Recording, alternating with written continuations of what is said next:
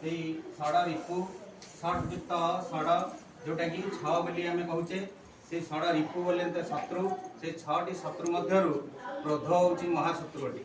तेणु से संपर्क में भगवान श्रीकृष्ण गीतार अर्जुन को बुझाई क्रोध अत्यंत बड़ शत्रु जी कि क्रोधरु मनुष्यर स्मृति शक्ति नाश हुए एवं स्मृति नाश हेले मनीष सबकि भूली जाए एवं जेकोसी गोटे खराब बा कौन वशवर्ती हो से निजको ध्वंस कर दिए। तेणु से संपर्क में अर्जुन को गीतार भगवान कहते क्रोधात् भवति समहात् स्मृति विभ्रम स्मृतिभ्रंशा बुद्धिनाशात् प्रणश्यति।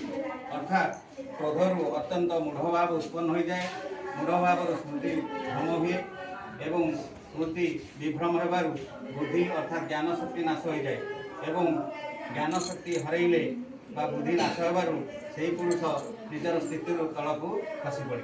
तेणु सदा सर्वदा आमको